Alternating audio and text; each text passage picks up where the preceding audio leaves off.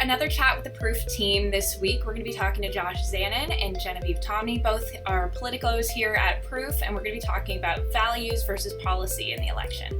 In terms of voters paying attention to the policy and what impact, most people vote based, if they do end up voting, will vote based on either policy or who they like best. So what do you think that most people in Canada are thinking about as they head to the polls? Well, it's hard to get past the things that make the headlines, right? there have been controversies that have come up. Again, this whole conversation around climate change and the environment has been a big one as well.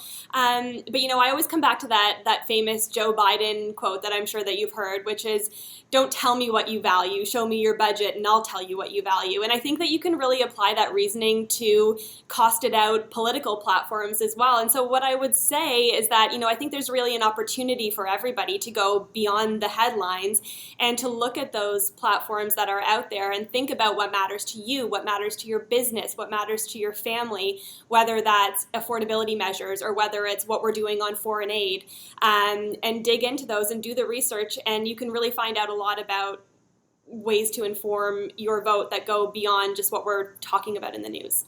Earlier, we were talking about how the Liberals wanted to frame this election about a choice in values, even from their Choose Forward slogan. So how do you think that's shaped the election? So it's interesting going into the campaign, seeing the Liberals very intentionally framing their approach around values, that from their perspective, a perceived advantage they could potentially have over the Conservatives. The assumed belief there is that Canadians would more clearly identify with Liberal values on a number of different fronts versus those of the Conservatives, whereas the Conservatives are very much framing it around the Liberal record. That dynamic has shifted as we've gotten into the campaign, primarily because of the blackface photos that emerged, which undermine the Liberals' ability to push that narrative effectively. Far harder to be able to suggest that your values are stronger when you have images like that floating around. It doesn't mean that an effort hasn't been made to continue to push that. We saw that in the TVA debate, where discussions about abortion, for example, were front and center, especially at the front, especially at the beginning of the debate.